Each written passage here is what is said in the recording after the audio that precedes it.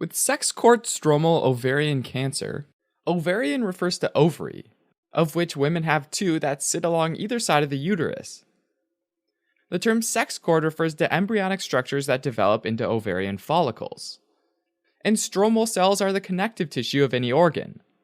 So a sex cord stromal ovarian cancer is a type of tumor that develops from either ovarian follicle cells or connective tissue cells. Each ovary has multiple follicles. Each follicle is made up of an oocyte, which is an immature egg, surrounded by two types of cells, theca cells and granulosa cells. Granulosa and theca cells work together to support follicle development.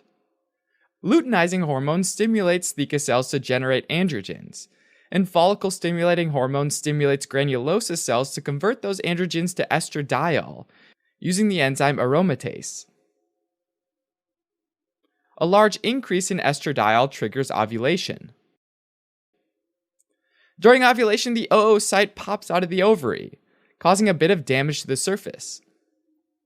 Fibrocytes detect that damage and differentiate into fibroblasts, and lay down collagen to help repair the damage. If any of those cells start to divide uncontrollably, it can either form a benign tumor, which means that it doesn't invade nearby tissue or spread to other parts of the body, or it can be a malignant tumor, which means that it can invade nearby tissue and spread to other parts of the body.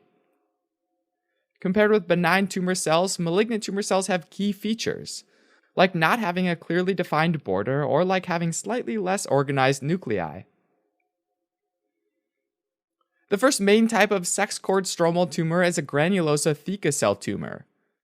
And these are the most common malignant stromal tumors and are associated with middle-aged women. These tumors often end up producing way too much estradiol, and this can cause very specific hormone-associated symptoms like uterine bleeding, breast tenderness, and early puberty in young girls. Under the microscope, these tumors classically develop little fluid pockets scattered throughout the tissue that are called Kahl-Exner bodies. The second type of tumors, fibromas, are made of fibroblasts and are benign tumors.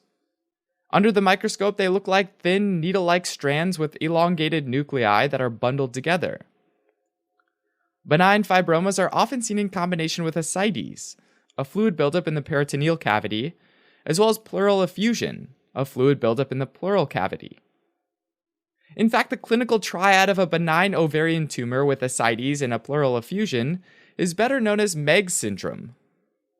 The exact pathogenesis here, though, is unclear, but it's thought that the solid ovarian tumor irritates the peritoneal and pleural surfaces, which leads to a transutative fluid buildup in both spaces.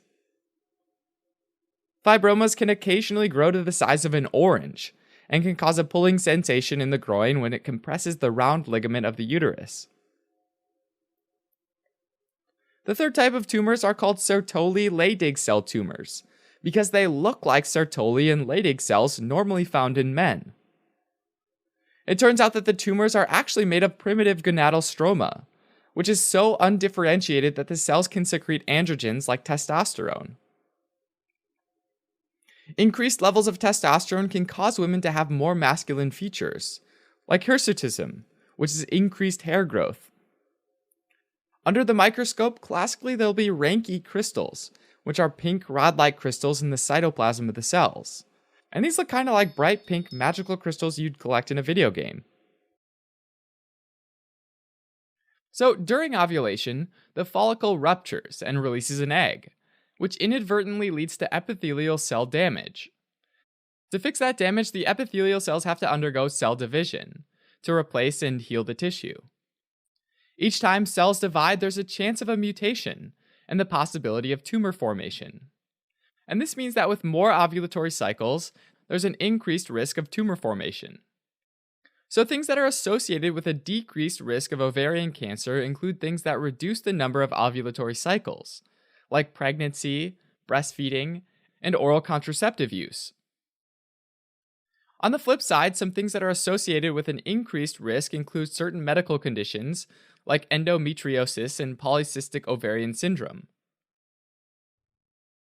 There are also some genetic risk factors, like having the BRCA1 or BRCA2 mutation, which are both autosomal dominant mutations, which in addition to ovarian cancer carry with them an increased risk of breast cancer. There's also hereditary non-polyposis colorectal cancer, also known as Lynch syndrome, which increases the risk of developing a number of cancers, including ovarian cancer. Generally speaking, symptoms of ovarian cancers can be subtle and nonspecific. Common early symptoms can include abdominal distension, bloating, as well as abdominal or pelvic pain, which can come from an ovarian torsion, where the ovary gets twisted. Occasionally, ovarian tumors can cause ascites, abdominal masses, bowel obstruction, or dyspareunia, which is pain during sexual intercourse. A classic finding is a Sister Mary Joseph nodule, which happens when the cancer metastasizes to the umbilicus. This finding is often linked with a few types of cancer, one of which is ovarian cancer.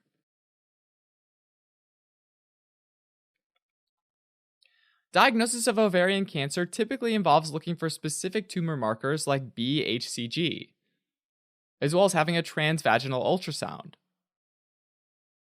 Tumor biopsies are done to figure out whether a growth is benign or malignant, and imaging with a CT or MRI scan can be done to look for evidence of metastasis.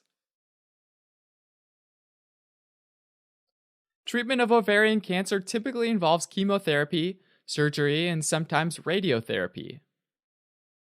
Surgery might be enough for malignant tumors confined to the ovary, whereas chemotherapy might be needed for diseases that spread. Carbohydrate antigen 125, called CA125, is a protein produced by various types of ovarian tumors, so tracking levels of this biomarker in the blood can help monitor response to therapy and potential relapse. Alright, as a quick recap. Sex-cord stromal ovarian cancers originate from connective tissue in the ovary. Granulosa theca cell tumors can secrete excess estradiol, as well as develop Call-Exner bodies. Fibromas can become large and are associated with Meg syndrome. And Sertoli Leydig cell tumors can secrete excess testosterone and develop Ranke crystals. Increased risk for developing ovarian cancers is associated with increased cumulative amount of time a woman spends in ovulation. And therefore, decreased risk is associated with pregnancy, breastfeeding, and oral contraceptives.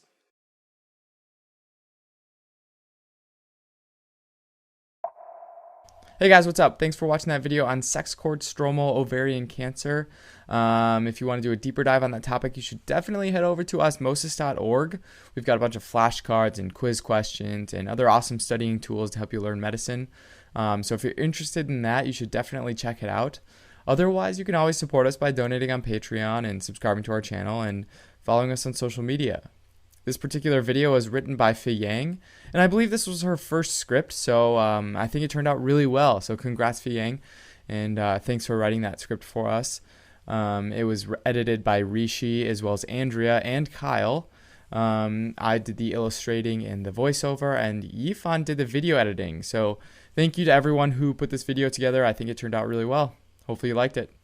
Thanks, guys. Till next time. See ya.